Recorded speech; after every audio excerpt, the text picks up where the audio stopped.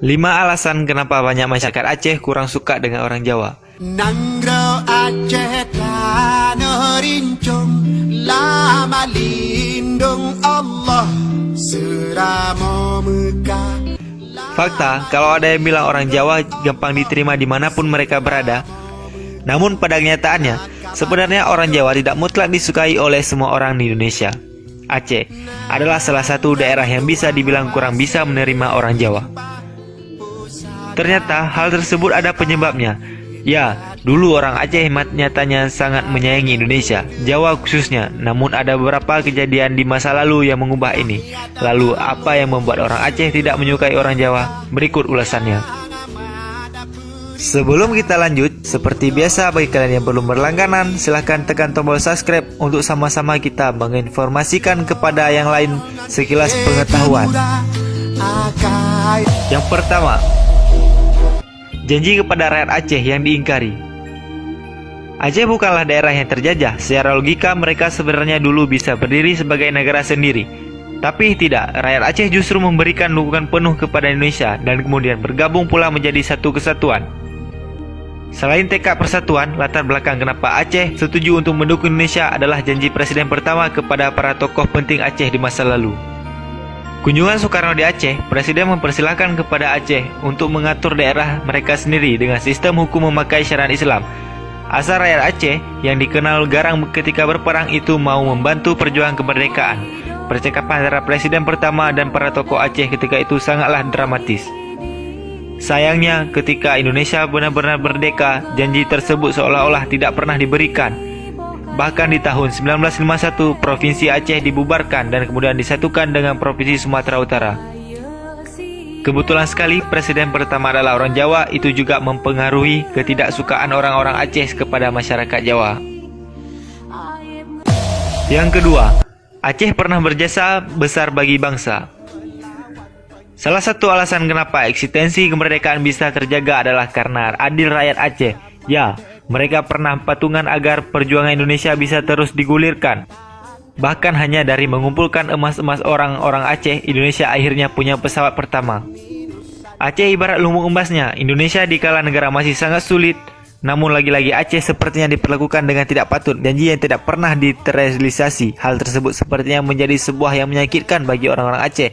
Dan atas alasan ini pula timbul rasa ketidaksukaan kepada pemerintah, khususnya orang-orang Jawa yang mayoritas adalah pembesar negara.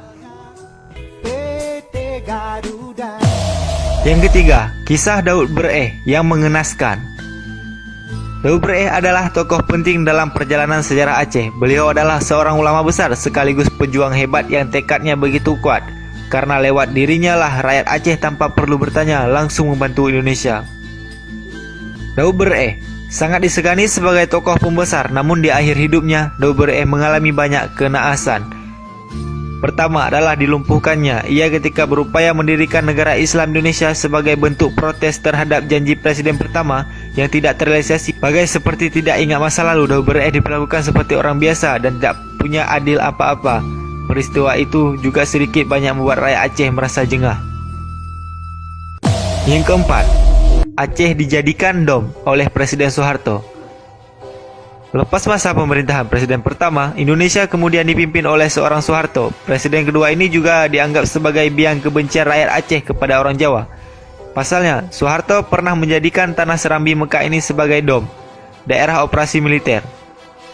Konflik di Aceh, daerah operasi militer atau dom sendiri dilakukan sebagai aksi munculnya GAM, Gerakan Aceh Merdeka. Soeharto pun bertindak represif dengan mengirimkan tentara dalam jumlah yang lumayan besar. Konflik ini berlangsung cukup lama, mulai dari tahun 90-an dan berakhir di 1998. Korbannya sendiri berkisar sampai ribuan dan umumnya justru warga sipil.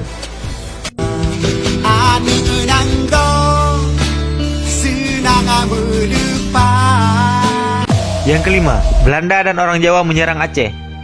Indonesia boleh terjajah, tapi tidak dengan Aceh. Provinsi satu ini bisa dibilang sebagai satu-satunya daerah di Nusantara yang tak pernah mengalami invasi, baik oleh Belanda atau Jepang. Meskipun demikian, bukan berarti tidak ada upaya penjajahan di tanah Aceh. Hal ini pernah dilakukan Belanda di sekitar tahun 1873 sampai 1904. Pertempuran Aceh dan KNIL Pada perang ini Aceh mungkin menyerah, namun Belanda sama sekali tidak berkuasa atas tanahnya. Perlawanan terhadap invasi Belanda terus dilakukan hingga negara ini hengkang ditendang Jepang pada sekitar tahun 1942. Lalu alasan kenapa orang-orang Aceh benci Jawa? Fakta, kalau pasukan Belanda yang dibawa untuk menyerang Aceh berasal dari KNIL. KNIL sendiri terdiri dari orang-orang Indonesia dan sebagian besar adalah orang Jawa.